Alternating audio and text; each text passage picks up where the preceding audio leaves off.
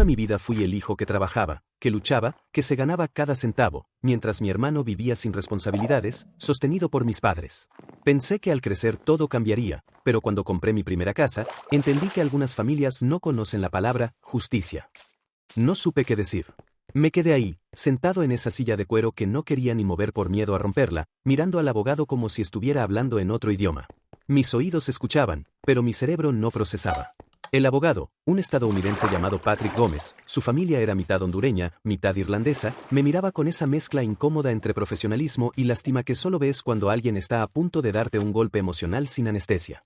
Tiago, repitió con cuidado, quiero que entiendas que esto no es algo menor. Tus padres están intentando registrar una reclamación formal alegando uso deshonesto de recursos familiares y apropiación indebida de bienes destinados a su hermano mayor. Yo parpadeé. Una vez. 2 veces. ¿Qué? Fue lo único que pude responder. Patrick suspiró como quien ya ha visto demasiado en su profesión. Tu madre llamó esta mañana. Luego tu padre.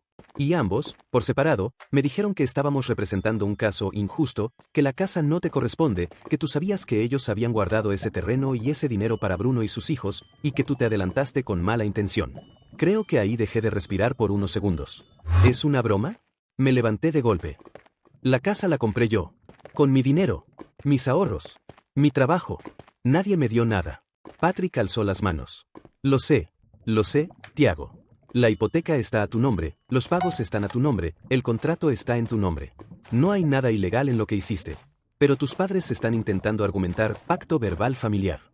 Me reí, pero no fue una risa normal. Fue una risa rota, de esas que salen cuando el mundo ya no tiene sentido. ¿Pacto verbal? ¿Cuándo? ¿En qué universo yo estaba incluido en un pacto para regalarle algo a mi hermano? Patrick me extendió unas hojas impresas. Eran capturas de mensajes que mis padres le habían mandado a él.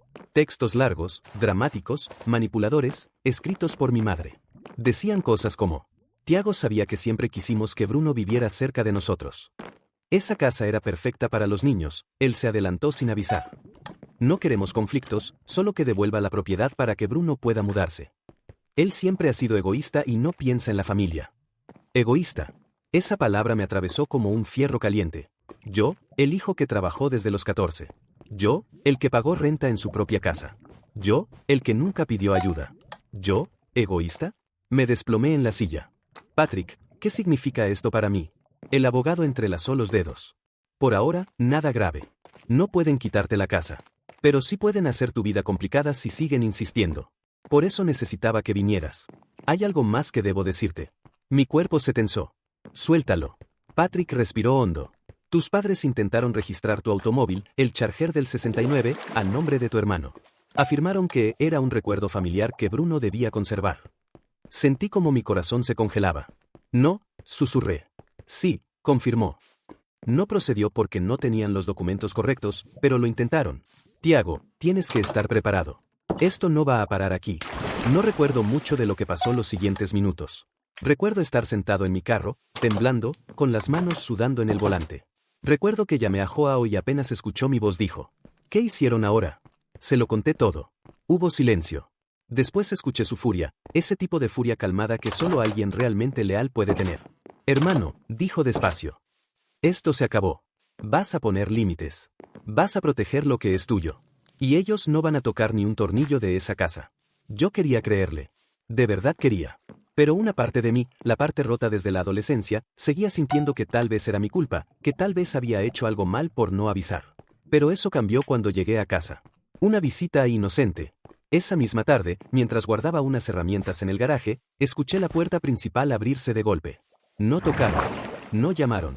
No pidieron permiso. Simplemente entraron. Mi madre, mi padre, Bruno, y los 3 niños. Como si llegaran a su propia casa. Hola, hijito, dijo mamá con esa voz empalagosa que solo usa cuando quiere manipular. Julián y Valentina corrieron por el pasillo gritando como si fuera un parque de diversiones. Bruno sonrió satisfecho. Linda casa, bro. Perfecta para una familia. Mi mandíbula crujió. ¿Qué hacen aquí? Mamá ignoró la pregunta. Hijo, estuve pensando. Esta casa es demasiado grande para ti solo. Bruno y Camila están teniendo problemas de espacio. Los niños necesitan un patio. Y mira qué hermoso patio tienes. Además, se quedó mirando el garaje. Aquí hay espacio para que Bruno monte su oficina de marketing. Bruno asentía como si todo fuera lógico. Sería temporal, Tiago. Hasta que podamos comprar algo mejor. Tú eres joven, todavía puedes buscar un apartamentito. Un apartamentito. Otra vez. Papá, que se había quedado en silencio, finalmente habló. Hijo, sé que eres independiente, pero tienes que pensar en la familia. No puedes ser tan egoísta. Bruno necesita este lugar más que tú. Ahí se rompió algo dentro de mí. Algo que llevaba años aguantando. Salgan, dije. Mamá parpadeó. ¿Qué? Salgan de mi casa. Bruno se rió. Bro, no seas dramático. No, dije más fuerte. Salgan. Ahora. Mamá puso esa cara de decepción que siempre usaba como arma. Tiago, no tienes por qué ponerte así. Esta casa estaba destinada para Bruno. Siempre hablamos de que sería perfecta para que él criara a los niños. ¿Por qué actúas como si no lo supieras? Porque nunca me lo habían dicho. Porque jamás me mencionaron nada. Porque, como siempre, yo estaba fuera de todos los planes familiares. No lo sabía, respondí con la voz tensa, porque jamás me lo dijeron. Porque nunca habló conmigo de nada que no fuera Bruno. Y porque esta casa la compré yo. Con mi dinero. Con mi trabajo. Papá bufó. No seas infantil. Siempre has tenido la vida más fácil. Nunca te pedimos nada. Me reí. Pero fue una risa cansada, rota. Me cobraron renta desde los 18. Me hicieron trabajar desde los 14. Nunca me ayudaron con un solo centavo en la universidad. A Bruno le pagaron todo. ¿Y aún dicen que no me pidieron nada? Mamá dio un paso hacia mí. Tiaguito, tú eres fuerte. Bruno necesita más ayuda. Él tiene hijos, responsabilidades. Yo también tengo responsabilidades, estallé. Tengo una hipoteca, un trabajo exigente, y una vida que ustedes han ignorado por años. Bruno, cruzado de brazos, murmuró. Al final siempre demuestras por qué no te incluimos. No sé qué hubiera hecho si Joao no hubiera llegado en ese instante. Apareció en la entrada, con su gorra y su eterna expresión de estoy listo para pelear. ¿Qué carajos está pasando aquí? Preguntó. Bruno rodó los ojos. No te metas, Joao. Esto es un asunto familiar. Exacto, dijo Joao avanzando. Y yo soy la familia que Tiago eligió. Así que me voy a meter. Nunca voy a olvidar eso. Mamá intentó suavizar el ambiente. Tiago, ¿por qué estás actuando como si fuéramos enemigos? Solo queremos lo mejor para ti y para Bruno y los niños. Joao soltó una carcajada. ¿Lo mejor para ti? Sí, claro. Señora, con todo respeto, ustedes no quieren lo mejor para Tiago. Quieren lo que él trabajó para dárselo a otro. Bruno le lanzó una mirada asesina. Cállate, Joao. No tienes idea de cómo funciona una familia unida. Pues si esto es unión familiar, prefiero ser huérfano, respondió Joao. Los niños empezaron a llorar, asustados por los gritos. Camila, que ni siquiera había entrado, se quedó en la puerta con cara de vergüenza absoluta. Bruno, vámonos, le dijo en voz baja. Esto se salió de control. Bruno la ignoró. Tiago, escúchame. Solo dame el garaje. Tú ni usas ese espacio. Ahí sí me acerqué. Ese garaje es para restaurar el charger de mi abuelo. El único recuerdo que tengo de él. Y tú y mis padres ya intentaron quitármelo una vez. ¿Creen que no lo sé? Mamá abrió la boca. Nosotros solo. Ya sé lo que intentaron, la interrumpí. Los ojos de mi padre se hicieron pequeños. ¿Quién te dijo eso? Mi abogado, respondí. ¿Qué más han intentado hacer a mis espaldas? Silencio. El tipo de silencio que se siente más fuerte que los gritos.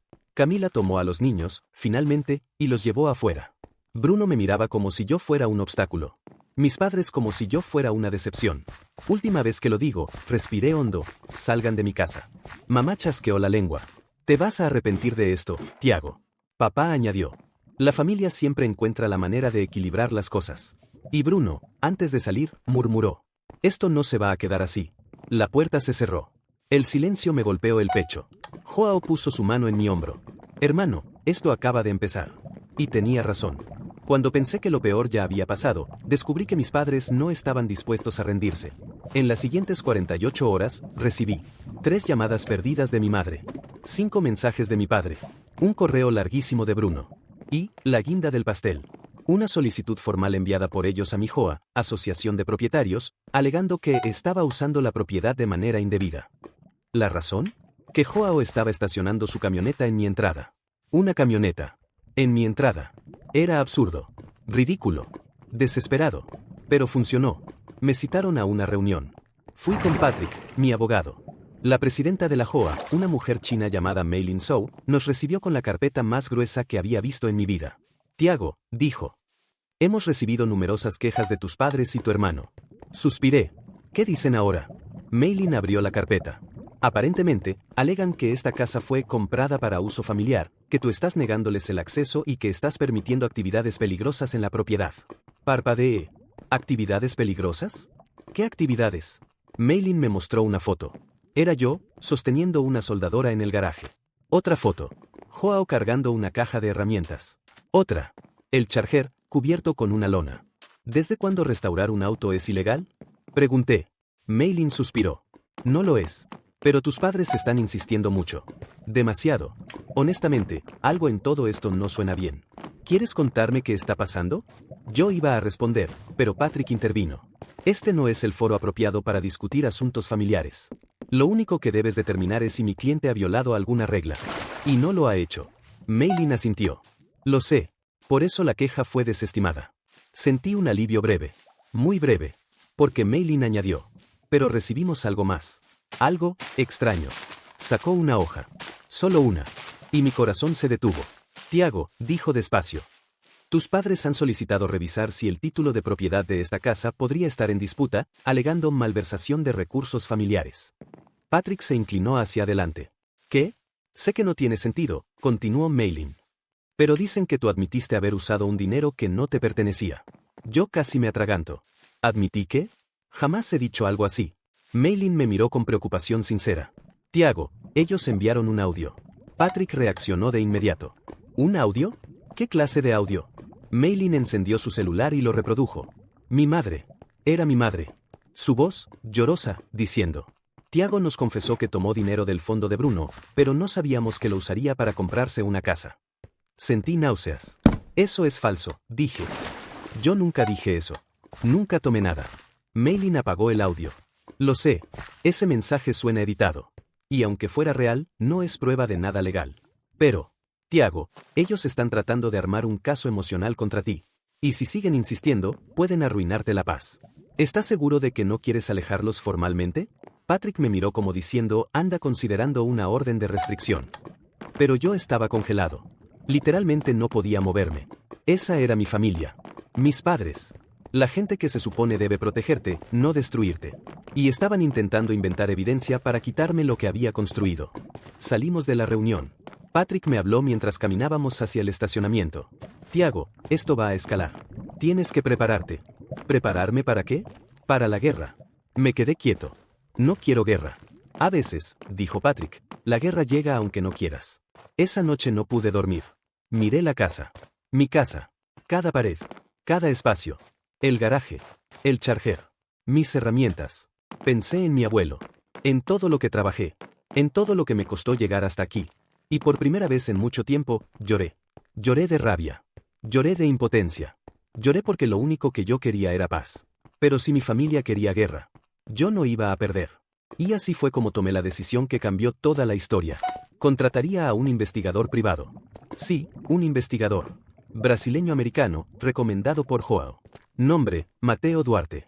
Y lo que él descubrió, lo que encontró, lo que me reveló, cambió para siempre mi visión de mi familia.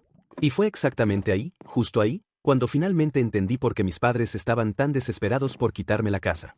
Y créeme, no era por Bruno. No era por los niños. No era por espacio. Era algo mucho, mucho más oscuro. Algo que jamás imaginé. Mi nombre es Tiago, tengo 28 años y soy soldador en un taller metalúrgico en Knoxville, Tennessee.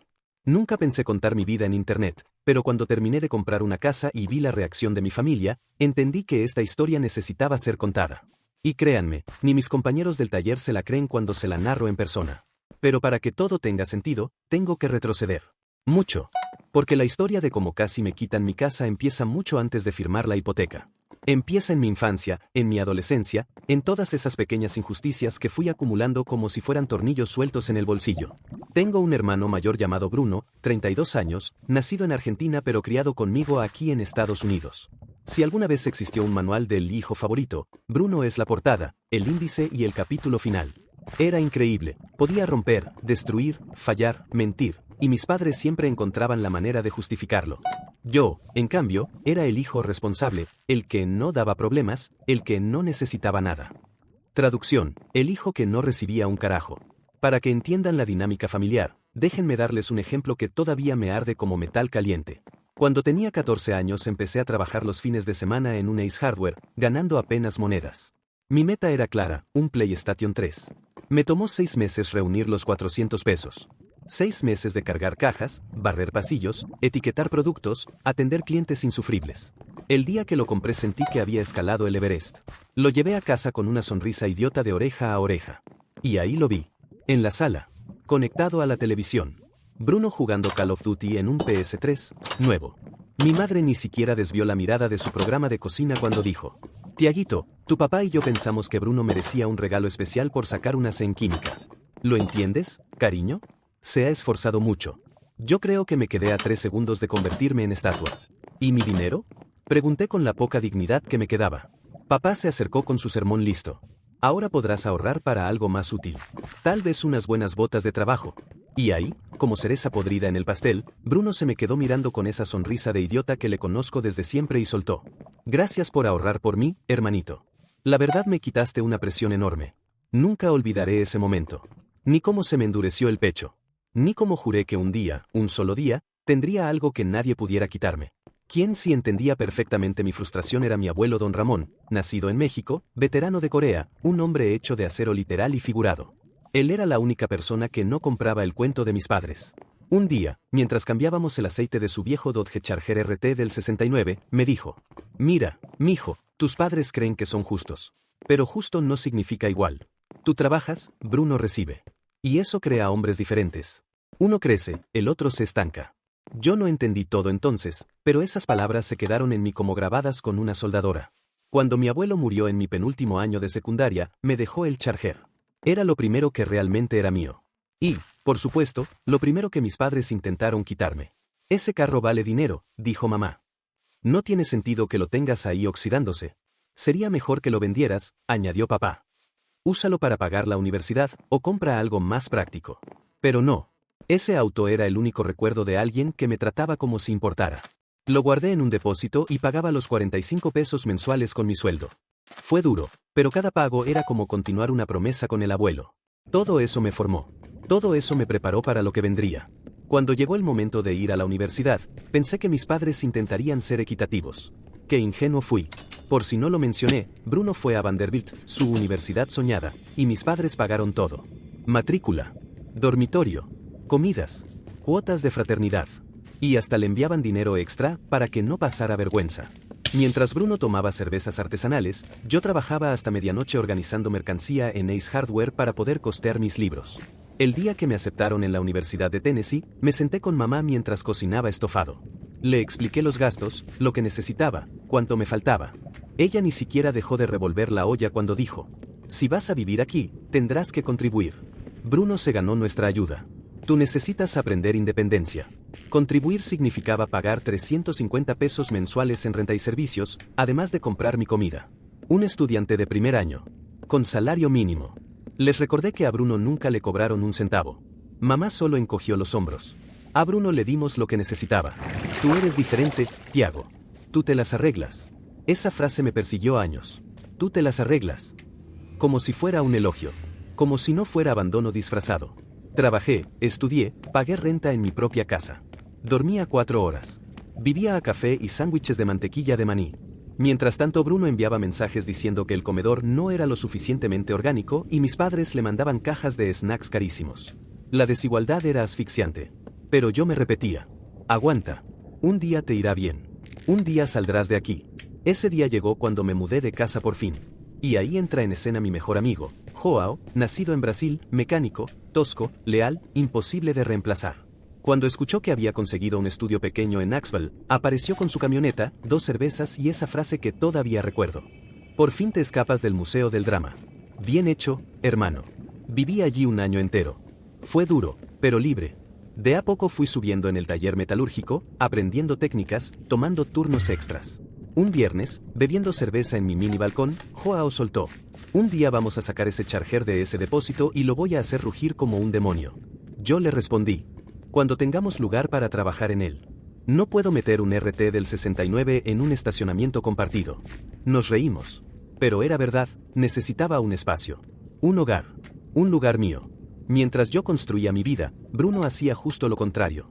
Se graduó en comunicaciones, volvió a casa, vivió gratis, jugaba videojuegos, se quejaba de cosas absurdas, y cuando consiguió un empleo en una firma de marketing, mis padres hicieron una cena digna de celebración de campeonato. Cuando yo fui ascendido a jefe de soldadura, me llevaron a comer a un buffet barato, y pasaron la noche hablando de lo orgullosos que estaban de Bruno por encontrar su pasión. Pero la guinda del pastel llegó cuando Bruno se casó con Camila, una colombiana muy amable pero completamente perdida en temas financieros. Mis padres pagaron toda la boda, desde las flores hasta la barra libre. Después les ayudaron a comprar una casa. Y luego llegaron los hijos. Julián, Valentina y la pequeña Sofía. Mis padres se transformaron en abuelos dedicados, voluntariosos, obsesivos. Era como si no existiera nadie más en el mundo. Yo estaba cansado. Cansado de ser invisible. Cansado de ser útil, pero no amado. Así que dejé de ir a las reuniones familiares. El día que se lo conté a Joao, él levantó su cerveza y dijo: bien, basta de intoxicar tu alma. Ahora sí, concéntrate en tu vida. Y eso hice. Trabajé, ahorré, guardé cada centavo. Me negué a gastar en estupideces. Viví por debajo de mis posibilidades. Hasta que un día, mirando listings en internet, vi una casa pequeña, sencilla, con garaje amplio. Perfecto para restaurar el Charger. Ese día lo supe. Había llegado mi momento. Y ahí, amigos, ahí empieza el verdadero desastre. Firmé papeles, hablé con el agente, comprobé mi crédito, calculé la hipoteca. Todo en silencio. Sin decirle nada a nadie. Ni a mis padres. Ni a Bruno. Ni a nadie de mi familia. Joao fue el único que lo supo. Hermano, me dijo, esto te va a cambiar la vida. Y cuando tus padres se enteren, prepárate. No tenía idea de cuánto tenía razón. El día que recibí la llamada final aprobando la compra, sentí una mezcla de orgullo, miedo, emoción y un poco de incredulidad. Yo, el hijo independiente, que se las arregla solo. Acababa de comprar una casa sin ayuda de nadie. Era mía. Por fin, algo realmente mío. La casa no era enorme, pero tenía un buen garaje, espacio para un pequeño taller, una cocina decente, 2 cuartos, un pequeño patio. Era perfecta. Mi paz. Mi futuro. Lo que no sabía era que esta decisión iba a desatar la guerra familiar más absurda, injusta y tóxica que pude imaginar. Y empezó con una simple frase de mi madre, al teléfono, 2 días después. Tiago, tu padre y yo nos enteramos de lo de la casa. ¡Qué alegría, hijo! ¡Qué bendición! Pero necesitamos hablar. Es importante. Es sobre Bruno y los niños. Ahí supe que mi vida estaba a punto de ponerse interesante. Mateo llegó a mi casa 2 días después de contratarlo. Era un tipo alto, de barba perfilada, brasileño de nacimiento pero criado en Nueva Jersey, con ese acento extraño que mezclaba portugués, inglés y un español casi perfecto. Cuando lo vi bajarse de su jeep, sentí que estaba a punto de iniciar algo que ya no tendría vuelta atrás. Tiago, me saludó extendiendo la mano. Joao me contó un poco, aunque creo que ni él sabe toda la historia. Ni yo mismo la conozco, respondí. Mateo me observó con una seriedad que no esperaba. Pues vamos a descubrirla. Se pasó las siguientes 3 horas revisando documentos, fotos, correos, mensajes, la hipoteca, la escritura, el historial crediticio de mis padres, incluso fotos de antiguas reuniones familiares que yo ni recordaba haber tomado. Finalmente, cerró su laptop. Tiago, necesito hacerte una pregunta muy seria, dijo. ¿Tus padres han manejado dinero en tu nombre alguna vez? ¿Dinero? Respondí confundido. No, ellos nunca me dieron nada. Ni para la universidad. Mateo ladeó la cabeza. No me refiero a eso. Quiero saber si alguna vez usaron tu nombre para pedir algo. Cuentas, tarjetas, créditos, préstamos. No, repetí. Al menos nunca me dijeron nada. Mateo suspiró. Eso es lo que temía. ¿Qué encontraste? Abrió la laptop otra vez y giró la pantalla hacia mí. Ahí estaba. Un reporte crediticio con mi nombre. Pero con información que yo no reconocía. Esto no es mío, susurré. Lo sé, dijo Mateo. Esto es lo que tus padres no querían que descubrieras. Señaló una línea. Año, 2013. Entidad, Banco Regional. Motivo, préstamo familiar con aval del hijo menor. Monto, $48,000. ¿Aval? Pregunté. ¿Qué aval? Yo tenía 22 años. Estaba en la universidad. Mateo asintió. Exacto. Y según el banco, tú firmaste. Me quedé helado. ¿Yo? Pero, yo no firmé nada. Mateo abrió otra carpeta. Tampoco firmaste esto, ¿verdad? Ahí estaban. Firmas falsas. Documentos escaneados. Mi firma en formularios que yo jamás había visto. Ellos estaban endeudados, Tiago. Muy endeudados. Y usaron tu identidad durante años. Pequeñas cosas, préstamos que pagaban parcialmente, tarjetas que abrían y cerraban. Nada lo suficientemente grande como para llamar la atención, hasta que dejaron de pagar. Sentí un latigazo en el estómago. Entonces, me llevé la mano al rostro, por eso querían la casa. ¿Por qué la compré yo? ¿Porque está a mi nombre? ¿Porque es imposible que la reclamen sin que investiguen? Mateo bajó la voz. Porque si tú declaras fraude de identidad, no solo podrían enfrentar cargos federales, también saldría a la luz todo lo que hicieron durante más de 10 años. Mis piernas temblaron. Mateo, dímelo directo. ¿Estoy metido en problemas legales por culpa de ellos? Él sostuvo mi mirada. Por ahora, no. Pero si no actuamos pronto, podrías estarlo. Me desplomé en la silla. Todo tenía sentido. La insistencia. La manipulación. El audio editado. Los intentos de reclamar una propiedad que no era suya. Los ataques a mi Joa. El chantaje emocional. El invento del pacto verbal. No era por Bruno. No era por los niños. Era miedo. Pánico puro. Porque sabían que si yo revisaba mi historial, todo saldría a la luz. Mateo colocó una carpeta gruesa sobre la mesa. Esto es solo la punta del iceberg. Y necesito que entiendas algo crucial. Tomó aire profundamente. Tus padres y tu hermano no están intentando quitarte la casa. Están intentando salvarse de una investigación federal. Y Bruno, abrió otra hoja, también participó. Me congelé. ¿Él? ¿Cómo? Mateo deslizó hacia mí un documento. Firma del cosolicitante, Bruno Marcel de la Vega. Mi corazón se partió en dos. ¿Bruno sabía? ¿Todo este tiempo? ¿Él también firmó? Mateo asintió lentamente. Sí, y hay más. Bruno posee una tarjeta de crédito abierta con tu nombre desde 2017. Tiene más de $8,000 de deuda. El mundo giró. Otra hoja. Saldo pendiente, $8,427 americanos con 59 centavos. Otra. Pagos atrasados, 9 meses. Dios, susurré. Mateo apoyó una mano sobre la mesa, firme. Tiago, escúchame bien. Ellos no van a detenerse.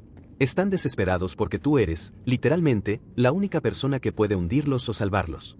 Y creen que si te quitan la casa, si te arrinconan, si te hacen sentir culpable, no presentarás cargos. ¿Y tengo motivos para hacerlo? Pregunté con un hilo de voz. Mateo me miró directamente a los ojos. Tienes todos los motivos. Cerré los ojos. Respiré. Pero el aire quemaba. Cuando los abrí, Mateo continuó. Tiago, necesito que tomes una decisión. Porque la siguiente fase va a ser desagradable. ¿Cuál es? Mateo se recargó en la silla. Confrontarlos. Pero no solo hablando, con evidencia. Tragué saliva. ¿Quieres que los enfrente, con todo esto? ¿Con los documentos? Sí. Y quiero estar presente. Y tu abogado también. Si ellos confiesan o se contradicen, será suficiente para detenerlos antes de que hagan algo más grave. Yo no quería hacerlo. Dios sabe que no quería. Pero no tenía alternativa. Ellos cruzaron todas las líneas. Me usaron. Me mintieron. Me manipularon. Y ahora, habían puesto mi futuro en riesgo. Asentí. Hagámoslo. Mateo sonrió apenas. Bien. Te advierto algo, Tiago. Esto no va a ser bonito. Tu madre va a llorar. Tu padre va a gritar. Bruno va a insultar. Intentarán manipularte. Pero no puedes ceder. No voy a ceder, dije, aunque mi voz temblaba. Mateo tomó su bolso. Los veré mañana en tu casa. Aquí lo enfrentaremos. Donde intentaron robarte. La mañana siguiente fue la peor de mi vida. Patrick llegó primero. Serio, trajeado, con su portafolio y su expresión de prepárate, esto va a doler. Mateo llegó después, vestido de forma casual, pero con una mirada afilada de cazador. ¿Estás listo? Preguntó Patrick. No, respondí. Pero igual vamos a hacerlo. A las 10:14 de la mañana, el timbre sonó. Mis padres. Bruno. Incluso los niños en el asiento trasero del auto, mirando por la ventana. Bruno entró primero, con su aire arrogante. Mamá detrás, ya con ojos llorosos. Papá rígido, desafiante. ¿Qué significa esto, Tiago? Preguntó mi madre apenas cruzó la puerta. ¿Por qué nos llamaste así? ¿Y quiénes son ellos? Mi abogado, respondí señalando a Patrick. Y este es Mateo. Investigador privado. Bruno soltó una carcajada. Bro, ¿de verdad? ¿Un investigador? ¿Tan lejos vas a llegar por una casa? Mateo cruzó los brazos. No estamos aquí por una casa. Estamos aquí por fraude de identidad. El silencio cayó como un meteorito. Mi madre palideció. Mi padre frunció el ceño. Bruno dejó de sonreír. Mateo abrió una carpeta y comenzó a colocar documentos sobre la mesa, uno a uno. Préstamos abiertos en 2013 usando el nombre de Tiago. Firmas falsificadas. Tarjetas de crédito activadas en 2017. Más préstamos en 2020. Pagos atrasados. Y un total de 11 documentos donde aparece su firma, sin el haber firmado jamás. Mi madre tembló. Tiago, cariño, no sabemos qué es eso. Mamá, dije con voz baja. Por favor, no mientas. Ella empezó a sollozar. Lo hicimos por Bruno. Él tenía hijos. Teníamos que ayudarlo. Mi corazón se rompió. Mi padre dio un paso hacia mí. No íbamos a dejar que tu hermano terminara en la calle. Y tú eras joven. Tú tenías tiempo para recuperarte. Bruno intervino, molesto. Bro, entiende algo. Yo tengo responsabilidades. Tú no. Necesitábamos ese dinero. ¿Qué tiene de malo? Eres mi hermano. Se me llenaron los ojos de lágrimas. ¿Qué tiene de malo? ¿Qué tiene de malo? Bruno, tuve que trabajar 3 empleos para pagar mi universidad mientras tú te comprabas motos con mi crédito. Ustedes me dejaron entrar a deudas que ni sabía que tenía. Bruno levantó la voz. ¿Y qué querías que hiciera? Tenía hijos. Tú no entiendes lo que es eso. Yo no entendí que me usaran como garante. Le grité. Mateo golpeó la mesa suavemente con la palma. Hay más. Sacó el documento más grande y lo colocó en el centro. Bruno retrocedió un paso. Mi madre dejó de llorar. Mi padre apretó los dientes. Este formulario, dijo Mateo, es un intento fallido de transferir el título del vehículo clásico del abuelo al nombre de Bruno. Sin permiso. Firmado por ustedes 3. Mamá murmuró. No queríamos que se perdiera ese carro. Era mi carro. Exploté. El único recuerdo de mi abuelo. Y ustedes lo querían poner a nombre de Bruno también. Bruno me miró con desprecio. Hermano, siempre has sido un exagerado. Fue la gota que derramó el vaso. Patrick tomó la palabra.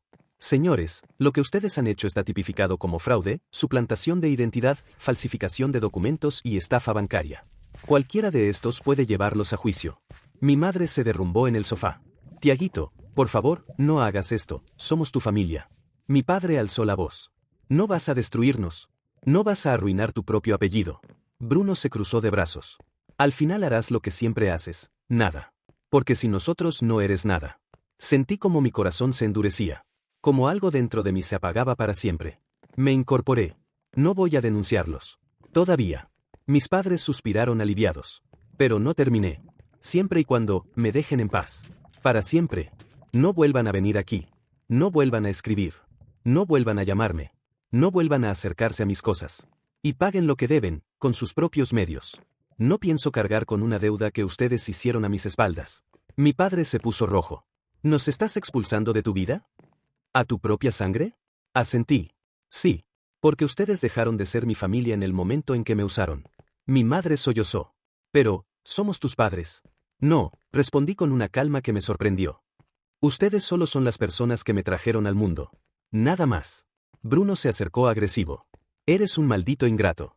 Mateo se interpuso. Da un paso más, le advirtió, y te saco de la casa yo mismo. Bruno se quedó quieto. Y por primera vez en mi vida, le vi miedo en los ojos. Mis padres comenzaron a caminar hacia la puerta, derrotados. Bruno se giró una última vez. Te juro que te vas a arrepentir. Yo respondí. Ese es el problema de toda mi vida, Bruno. Ya me estaba arrepintiendo desde antes de que comenzara todo esto. La puerta se cerró. El silencio fue diferente esta vez. No era doloroso. Era liberador. Patrick guardó los documentos. Mateo guardó su laptop. Y Joao, que había esperado afuera, entró y me abrazó sin decir una palabra. Por primera vez en muchos años, sentí que podía respirar. Y ese fue el final. El final de una familia rota. El final de una historia que nunca debió existir. El final de la manipulación, del abuso, de la deuda escondida. Pero también, fue el comienzo de algo nuevo. El comienzo de mi vida sin cadenas. De mi libertad. De mi paz. De mi hogar. Mi hogar. Por fin mío. Y esta vez, para siempre.